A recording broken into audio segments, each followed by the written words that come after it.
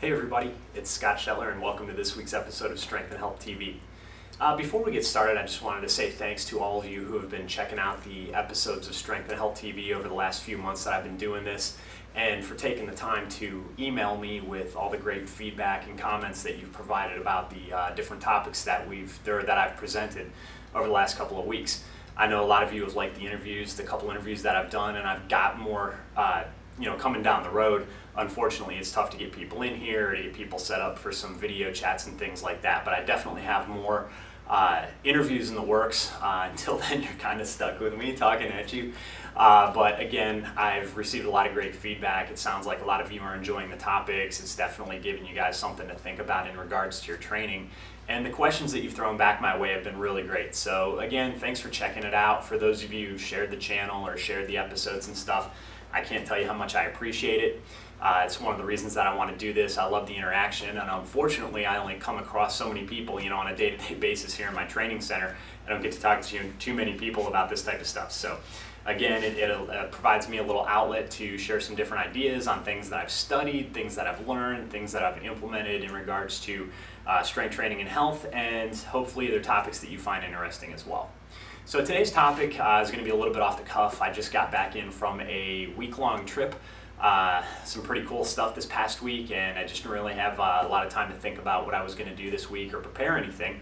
So a topic kind of came up to me today while I was training at my Tai Chi class, and the one thing that really kind of hit me, as I was training and started thinking about it and this and that, and how much it applies to so much more than just Tai Chi or the martial arts, is the idea of your mind in training, or bringing your attention into your training. And this is a topic that's been presented in numerous, many different ways. You hear things about like the mind-muscle connection, you hear things about using training as a meditative experience and things like that. So it's definitely a topic people think about. It's definitely a topic that, like I said, I've heard kind of referred to in a few different ways and such.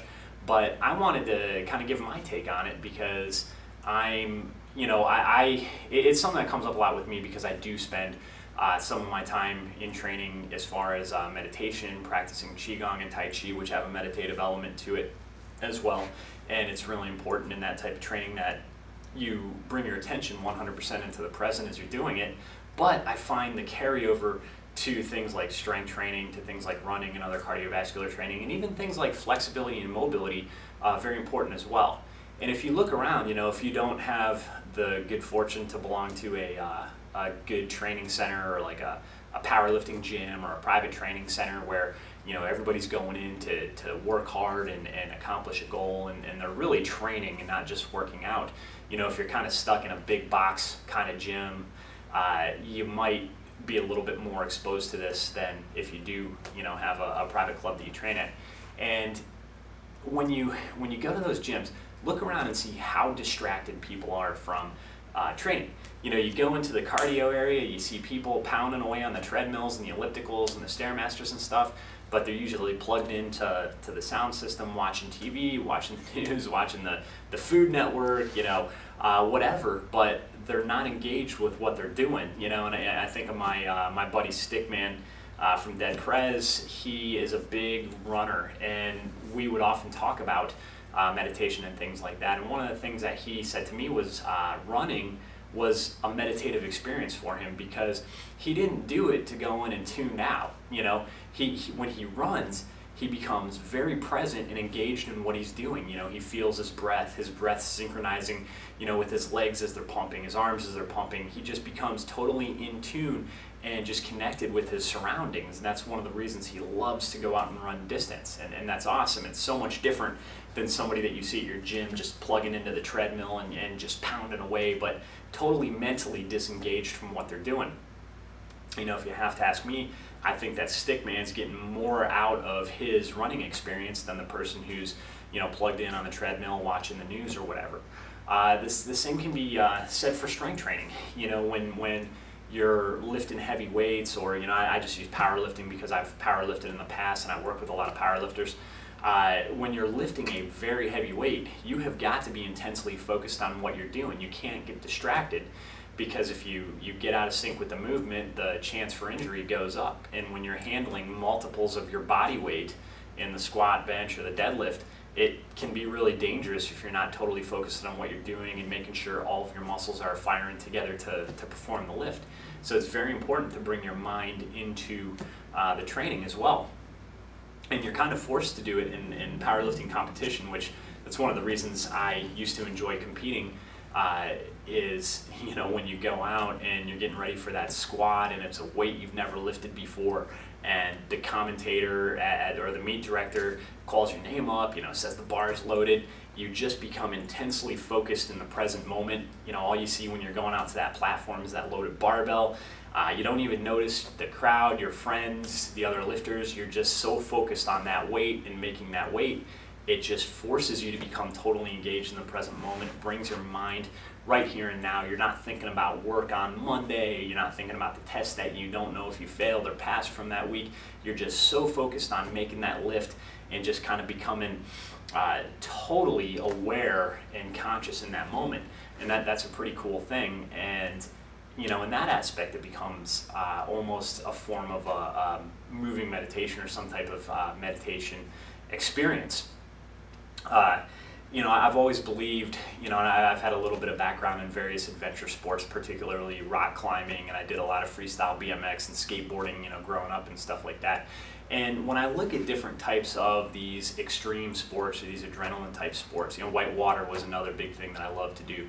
I think one of the things that attracts people to it, not just, you know, the physical challenge of it, but those types of activities totally force you to become 100% present. You know, when you're climbing a rock and you're just hanging on by your fingertips and the tips of your toes, and you know, one move and you're falling off the rock, or you know, if you're bouldering, you're falling down on your crash pad or whatever, you've got to be totally focused. You can't be distracted. You can't be thinking about something else, because every move that you make is critical in your success in climbing the rock or the boulder or whatever it is you're trying to do. The same with other types of adventure sports, you know, people that like to race, you know, motorcycles, cars, because of the intense focus required to perform those activities. You're totally engaged and in tune with what you're doing, and you're 100% present in the moment. So that's, I think that's, you know, when you take these activities and these sports that bring in that element of danger, it does force you to be 100% engaged with what you're doing, 100% present, which can also be achieved through meditation practice. So those activities force you to be here and now, and I really think that's why people, you know, become so attracted or addicted to those types of sports and activities. So, you know, if we even take a step back from that, though, and just think about, you know, how we can apply this sort of mindfulness, for lack of a better term, to, you know, our training and the benefit that we get from it, I think that's the one aspect that's critically overlooked when we start talking about training and health and fitness nowadays, is we are so disengaged. You know, we're disengaged from everything we do. We're disengaged from the food that we eat. We're disengaged from the activities that we do. You know, we try to do an activity that's good for us, that's healthy for us, or that's going to benefit us in some way, and we do it mindlessly. You know, we don't put 100% effort into it. You're not going to get anything out of your training if you're just going to the gym and you're tuning into whatever's on TV, you're just plugging your headphones in and kind of getting lost in the music and just going through the motions. You're certainly not going to lift as much as you could. You're certainly not going to, you know, run as hard as you could. You're not going to get everything that you can out of training if you're totally disengaged from it. So I really think it's important to establish, for lack of a better term, that mind-muscle connection when we're in the gym and lifting weights. And that doesn't mean that you need to approach your training like you're a Zen monk or anything, but being totally aware, you know, when it comes time to lift, you know, the barbell in the squat or the deadlift or the bench press or, you know, whatever it is you're trying to do, not just getting under the bar and going through the movements, but when you grab that bar to squat, you know, you start with your hands, you feel the knurling on the bar, you grip it tight, you get set up underneath it, you squeeze your shoulder blades together, you get the bar packed into your upper back, you know, getting ready to squat. Before you unrack it, you know, you're tensing up your body, you're starting to fire your muscle fibers, you're really getting engaged with the lift. Then you unrack that bar and step it back in the rack, get your stance set, you just go through every single checkpoint of that lift and get totally locked in and ready to move the weight. And you need to approach your lifting like that. You need to approach your your running and your conditioning like that. You need to approach your flexibility and your mobility like that too. You can't just touch your toes a couple of times on your way out of the gym. You know, if you really want to make improvements in flexibility and mobility, you've really got to bring your attention into the stretches that you're doing. Synchronize your breath with the movements, breathe, calm down, and just be totally physically and mentally engaged with what you're doing.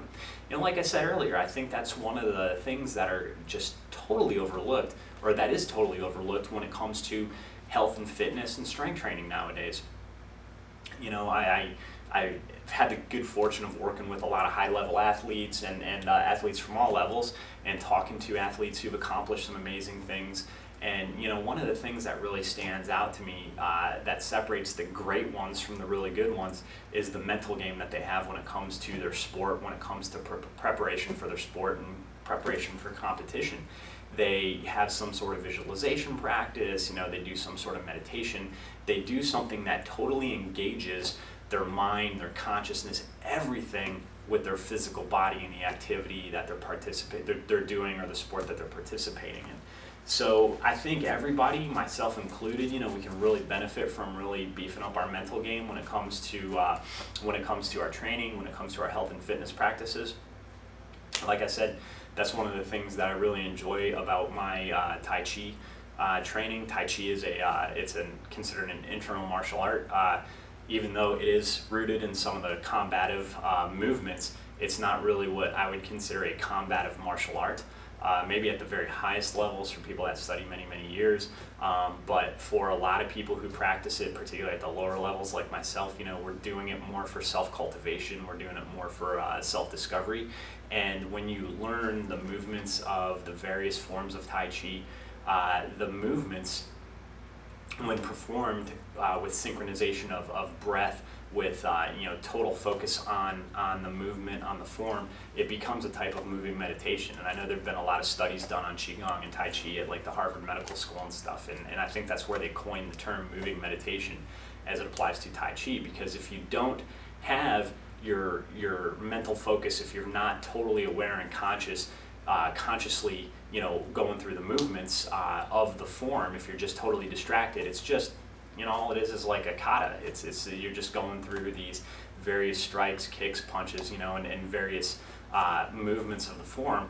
But when you put that intent behind it, when you synchronize your breathing with the movement, when you get totally in tune, totally engaged with every tiny little fraction of movement that's required to perform the forms in their entirety, then you're totally locked into the present moment, you're totally engaged, you're totally conscious, you're totally here and now, and you're not being distracted by, you're thinking about the future, you're not, being distracted by your thoughts of the past or what you did before. You're just totally engaged and involved in this form, and it becomes a type of moving meditation, and it becomes something that can be kind of an anchor into the present moment. It's the same with seated meditation. If you practice meditation, or zazen as it's often referred to, a lot of times an instruction is that if your mind starts to wander, if you start entertaining thoughts as they're coming to you, to focus on your breath and use your breath as an anchor into the present moment. So that's exactly what the forms that I practice in Tai Chi, I view them as. They're an anchor into the present moment. And when I go into practice, when I go into training, and I become totally engaged with the form, I've got a great practice, I feel good, I've got good energy flow. If I'm just distracted, or my mind's not there, or if I'm just getting frustrated or whatever, there's no benefit to the practice. And I think that's not something that we need to reserve for meditation or an internal martial art like Tai Chi. I mean, if you look at even more of a combative type of martial art, or jiu-jitsu or Muay Thai or even boxing or something like that, if you're not totally engaged with what you're doing, you're probably going to get your butt kicked. So even those types of activities and those types of arts can be looked at as a type of meditative experience. And the thing is there's a writer that I'm really into. His name's Alan Watts, and if you've read any of his work, he talks about this concept quite a bit. As he's a big writer of Zen. His book, The Way of Zen, he talks about this concept of Mu Shin, which basically the character Shin, even though it translates directly to heart or mind or spirit, It's not like your heart is in your physical heart. The way Watts describes it, it's more of your kind of psychological center, your psychic center, your intellectual center. It's the combination of the heart and mind. And it's often the goal of martial artists, according to Watts, is to have a mind, not really as in, if it's directly translated to no mind, it doesn't mean you're without mind. It means that you're kind of free from thought. You're not anchored to thought, and you're totally engaged and totally aware in the present moment. And that's what meditation is. It's not a form of tuning out. It's a form of extremely tuning in and being very aware. So you're not, I think a lot of people have this misconception of meditation as being kind of a zoning out, almost like a daydream type of state, and it's not. It's a completely aware, or it's an awareness where you're totally in tune with everything around you and totally engaged in the present moment. And that's often the goal for martial artists at the highest level, is to have a mind not that's empty in regards to just being totally unattached from thought, but almost a mind like a mirror, where you're not anticipating your opponent. You're completely reactive. You're not trying to pre-stage any types of attacks or defenses. You're just totally reacting to what your opponent's doing. You're totally aware and engaged in the present moment. And it doesn't have to apply to just the combative martial arts. It can apply to anything. And like I said, going back to our regular gym training and our health and fitness practices, this is why it's so important that we do everything from more of a mindful approach. This can even apply to nutrition as well. I think one of the reasons that it's so easy for people to zone out and just gorge on junk food is because they're not thinking about what they're doing. They're not bringing sort of mindful approach to their nutrition, to their meals and stuff like that. They're totally disengaged when they eat.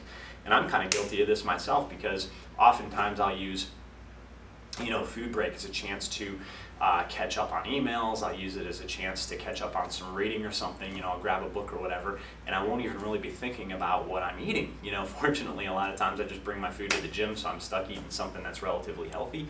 But if you think about it, when you see people out and they're just pounding down junk food and stuff like that, they're really not thinking about what they're doing. They're totally disengaged from it. I think that's one of the reasons that people make poor choices with nutrition. People make poor choices with their activity or lack of activity. So, I guess the main kind of focus here is just bringing a mindful approach to all of our health and fitness practices, to our nutrition, to everything that we're trying to do, and we're going to get more out of it. So hopefully this episode gave you some insight into why it might be important to start to kind of focus on building your mental game when it comes to training, when it comes to health and fitness, when it comes to sport performance, whatever it is that you're trying to do. And if you need any tips or any ideas on different forms of either, whether it's meditation or some type of practice to begin to engage your mind into your activities and your health and fitness practice, leave some questions or comments in the comments section below the video, or you can even email me at scott@extreme-fitness.org. I talk about this kind of stuff with a lot of people on a daily basis. It's something that I find absolutely fascinating, and I think it's something that we can all benefit from. So again, you'll find all my links in the notes below the video. I hope you enjoyed this week's episode. I hope you've enjoyed all the episodes. We're starting to get quite a few of these racked up here, and looking forward to keep putting these out every week. So until next time, stay strong and stay healthy.